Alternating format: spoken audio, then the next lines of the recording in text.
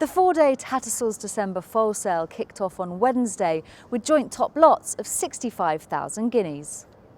Lot 366, a filly from Genesis Green Stud, was always bound to prove popular by a sire in Night of Thunder who has enjoyed a very successful start to his stud career with his juveniles on the track this year.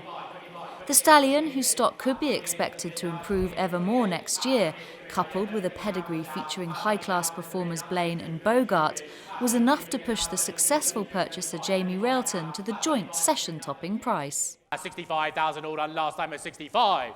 Jamie Railton, 65,000 buys. Thank you, sir.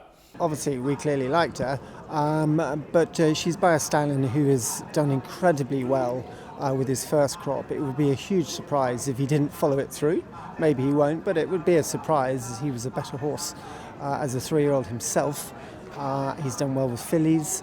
We'll probably bring her back here for Tattersalls Book 2. I think would be the obvious place to bring her back to. And it's we're looking for a few horses this week, and she's sort of suited for sort of the profile for what we're looking for. And so I'm very happy, and fingers crossed it'll all work out. As far as her profile for improving for next year, what are those kind of characteristics that you're really looking for in a young horse?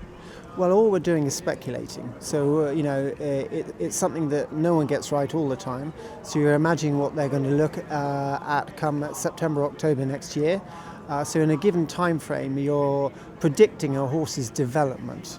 And sometimes you'll be right and sometimes you'll be wrong. She's not one that needs to do extraordinary things to go the right way. It might be more a case of hoping things don't go wrong. Lot 326, a colt from the first crop of Scat Daddy's son El Kabir, also made 65,000 guineas during the opening session and is another offering expected to be re-offered for sale next year. Bred by School Run Bloodstock and consigned by Ballyredden and Kelsgrange Studs, the speedily bred colt hails from the family of Group 1 winners Dream Ahead and Fairyland and was signed for by German pinhooker Stauffenberg Bloodstock Services. Another colt to prove popular during the opening session was Lot 463, a Territories colt who sold to Goodwill Bloodstock for 62,000 guineas, registering a quick return for consigners Cobhall Court Stud, who had bought the dam Never Change, carrying this colt for just 11,000 guineas at the July sale last year. With Territory stock selling well as yearlings, including a top price of 150,000 guineas, the successful buyers will roll the dice next year with this particular purchase.